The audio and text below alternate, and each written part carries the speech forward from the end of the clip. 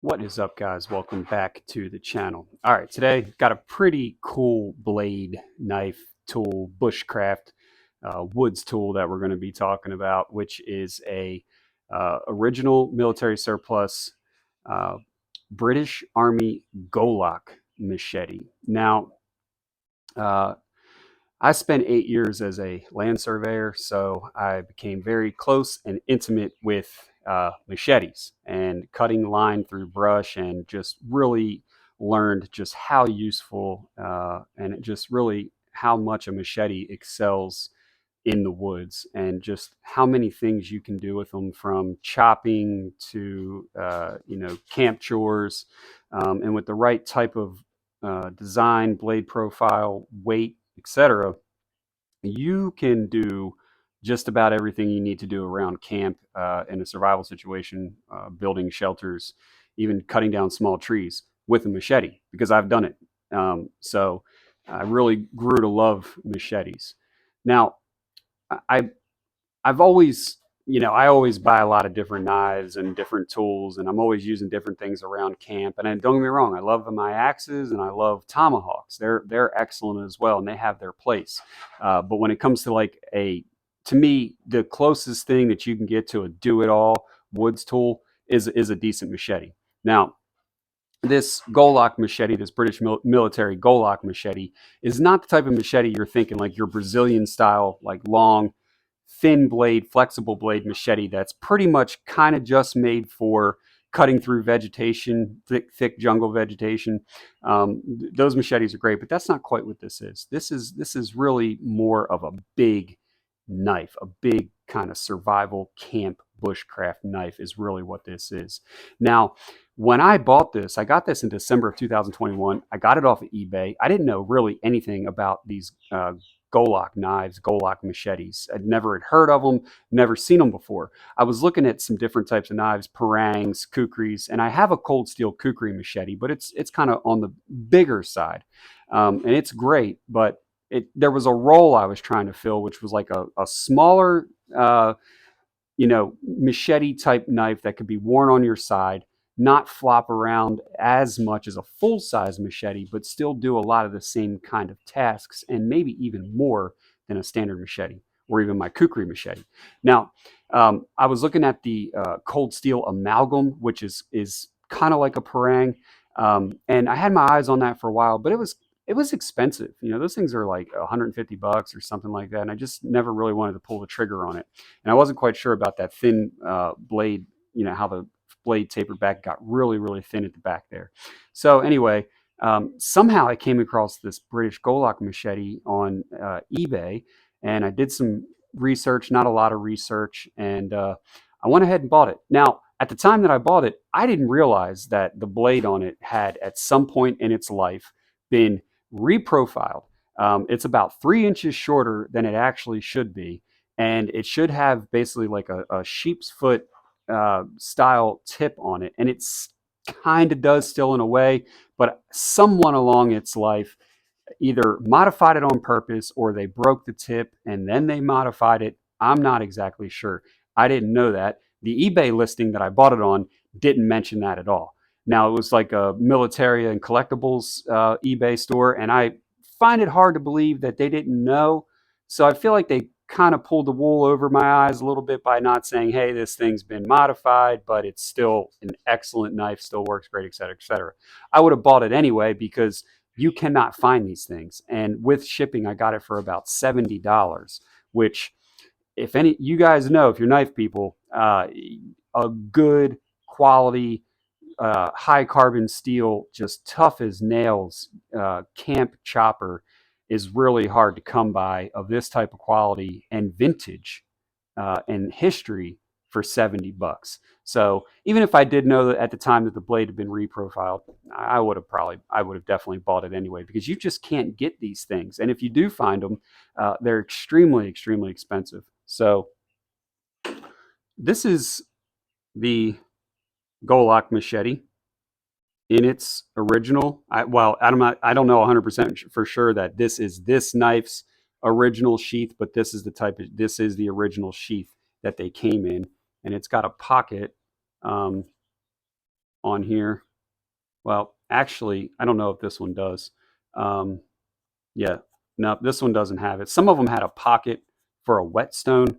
This one doesn't have it. Anyway, that's kind of doesn't matter. But I'll show you. You can see how far out this extends. If I fold it, you can see that's how much longer the blade should be. But so that's its original old school web belt style sheath. All right, and then this is the knife slash machete itself. And I know that it's an original one because of these markings right here from my research. Now, you can see, I always have a little trouble. Here we go. Let's do this. There we go. You can see this arrow. Now, this is a martindale, and there's a lot of speculation and conjecture and some goings back and forth on the internet world, as with everything, that if your martindale doesn't have a crocodile, then it's not an original. But these military ones were marked with an arrow for whatever reason. You can see there it's got the model number, I'm assuming, and then it says 1993 at the bottom. But I do know for sure that this is a genuine British military issue Golok machete. Now, right off the bat, you can see the heft of this thing. This thing is heavy. Okay, this isn't some little white, lightweight, little dainty dandy of a knife. And this thing is meant to do work. All right. I mean, look how thick that blade is. This thing is meant to do some serious work around camp and in the woods. And I have, and you can chop down small trees with this. It is a batoning just beast. It's a chopping beast. You see how you've really got this nice thick belly there. And I mean, it just puts that weight forward and it just makes it just chops. It's a chopper. We see chop test with knives and we see chop test with bushcraft knives and machetes and survival knives. And, some of them do okay, but most of them don't excel as a true chopper. Not the case with this British Golok machete. And whoever reprofiled the blade, it still kind of has that sheep's foot profile to the tip. It's still there. But if you, I brought up pictures of this thing online, and you can just see the. I'm not going to be able to show you guys, but you can just see the major difference between mine and what the original looks like. This thing should extend out quite a bit more and comes out to a much more defined point, and then has a bit of an upsweep here. But no worries, this thing does exactly what I wanted it to do, and I almost feel like somebody might have modified this on purpose, and that they were a man and or woman after my own heart who said, boy, this thing could be a great camp chopper. This thing could be a great camp survival tool.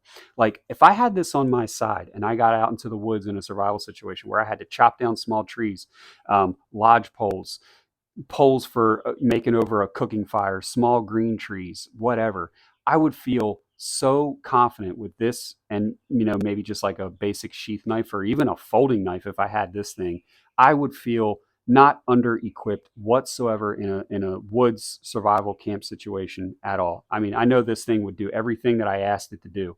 Um, I feel like I could probably jam this into a tree and stand on it like a freaking step ladder if I wanted to. Now you can see that the tang, um, look, for all intents and purposes, this is a full tang to me. The tang goes all the way down to where you would grip the machete. Yeah, I mean, you've got like that last 7/8 of the handle where it stops a little short of being a true full tang all the way through the scales. But look, I'm not mad at it for that at all. This thing was made for the military, which means yeah, okay, maybe it was made by the lowest bidder. Maybe it wasn't. I don't know. I don't have enough knowledge of the British military um, and how they do things. But I know from, my time in the military, you get what you get. But anyway, this doesn't feel like something that was made by the lowest bidder. This thing feels like it was made for like a Viking to take into combat, to hack off limbs and split skulls with. I mean, no kidding. I mean, this thing could be like a zombie apocalypse survival tool. You could just whack, split zombie skulls all day with this, bro. Um, but I mean, when you talk about a bush tool, when you talk about something that you would carry with confidence into camp, and it's just going to do everything that you ask it to do. I've feather sticked with this thing. I've chopped, I've hacked, I've sliced, you name it, since I've had it since December of 2021. The handle is very comfortable. I don't know what type of wood it's made out of. I'm almost thinking maybe it's hickory, but I just don't know about that. You know, that grain. You see that there? I don't know if that's hickory or not, but whatever it is, it seems like a really high quality wood. Um, there's no jimping or anything like that. That's not even necessary on something like this to me. Now, where the blade is sharpened, it kind of terminates. Let's see, roughly about right here. So you've got about 2.5 or so inches of if you're going to like do some like fine type of carving work with this, or like feather sticking with it, and you kind of want to get better control, you can actually choke up on this quite a ways up the bevel of the blade before you got to worry about getting your finger up here to where it starts actually getting sharp. And I actually like that, because if I'm going to use this as kind of like all around do it all kind of tool, and I'm trying to save the blade on my sheath knife or my pocket knife, and I'm going to like feather stick or something like that, then this is great that I can choke up so much on this and get that much more control out of this, thing that really just fills your hand, this big beast of a small machete. And make no doubt, this to me it is a small machete. It deserves the title and moniker machete, like 100%, no question. This is a machete. Now I know some people, they may say, "Oh man, that's not a machete. That's not a machete. It's too big." Or I'm sorry, it's not big enough. It's not long enough. Um, but I disagree. It's a machete. So, um, now, when we talk about survival tools, we talk about bushcraft tools. Everybody wants that, whiz bang, do it all tool. This doesn't have a 90-degree spine. It is a high carbon steel blade, but you cannot strike a spark with the back of the blade. But you can strike a spark, woo, as you can see down here, with the bevel part of the blade, the sharp part of the blade. And you know what? Um, I'm fine with doing that with this. I'm not worried about this blade at all. Okay, if you held this thing in your hand, you wouldn't be worried about it either. So, if you had to, you can make sparks with this on your ferro rod. All right, you can't do it on the spine, but you can do it with the sharpened part of the blade. All right, and it's fine. I'm telling you, it's fine to do that with something this robust. And if I had to take one word to describe this British Golok machete, robust. I mean, you just feel like you're ready to go do work with this thing. So, like I said, these things are not easy to find. When you do find them, they're extremely expensive. This type, especially this vintage military type, there are ones out there. They're pushing $200 on eBay for these surplus machetes. And some of them are really, really old, from like World War II. And, I'm sure they're fine. I'm sure they're great. But, you know, I don't know. This one just, it's kind of that mix of old but not too old, and modern but not too modern. It's just kind of that right there in the middle of kind of what I like for some types of gear and equipment. Um, there was a particular military surplus. Speaking of World War II surplus, the name of it is escaping me right now. But there was a big chopping survival Marine Corps Navy knife that was issued to the Marines and the Navy sailors in the Pacific in World War II. And man, this thing was a beast of a freaking knife, and it's got this really big blade on it. And at the moment, the name of it is escaping me. And I think I was looking at purchasing one of those as a good little camp chopper. And I think maybe that's how I got on to finding this Golok machete. When I saw this, even with its modified, reprofiled blade, I fell in love with it. I fell in love with it. I wanted it. I was like, oh, I'm getting that. And I went back and forth on it, because I was like, ah, man, it's kind of expensive. But I went ahead and did it. And I'm really glad that I did, especially now that I know how rare they are. And this is rare. Believe it or not, this thing is actually rare. It doesn't mean it's expensive rare, but it's rare. And you've got this, you know, I mean, the things I feel like that you can do with this tool are just amazing. Uh, but nice convex grind, almost kind of like a hybrid convex Scandi there. But this thing's not getting stuck in nothing when you baton with it. Or I'm gonna tell you that right now. It's just going to go right through anything that you choose to baton with it. And that's another thing that I love about this is why baton with my my sheath knife, one of my any sheath knife, whether it's an expensive sheath knife or it's an affordable sheath knife or what have you, why baton with that when I could baton with this? And I know for a fact that I'm not going to break this thing batoning. This thing would laugh. You could baton just about anything with this, and it's just going to blast right through it, and it's going to love every second of it. So, all right. Now, I don't know a lot of history about this. I don't know who owned it before me, but all I can say is if this thing could talk, I would sure love to listen to its stories, being a genuine issue, military surplus, British military, right? So, it's got that international appeal. This thing's been possibly all around the world, most likely has been.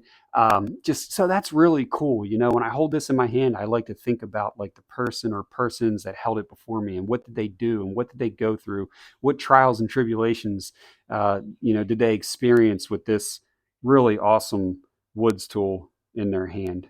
It does it makes you, it really makes you wonder. So um, but look, if you're kind of new to knives or chopping tools or camp tools and you're kind of wondering, man, what's a good, what's something, a good knife design, a good blade design, a good size tool for just all around camp chores? Well, just take a look at this. If you can find something similar, this blade actually measures 10 inches now. It was supposed to be 13 inches, but it's right at about 10 now, from whoever reprofiled it. So that kind of gives you an idea. But it's just the weight forward belly of this and the weight behind it for that makes it such a great chopper. So, all right, guys. Well, that is all I've got on this one. I hope you enjoyed this video. I hope you enjoyed this machete knife as much as I do.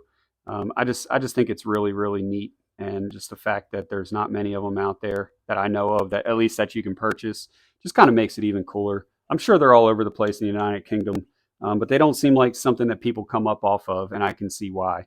So, again, thank you so much for being here, returning subscribers, new subscribers. If you're just dropping into the channel and you enjoyed the video, hey, I'm going to do all kinds of different types of content on this channel. So if you could hit the thumbs up and subscribe, I would really appreciate it. I'd love to grow the channel so I can just keep on doing this and bringing great content to you guys. So thank you so much for being here. I appreciate you, and I'll see you on the happy hunting grounds.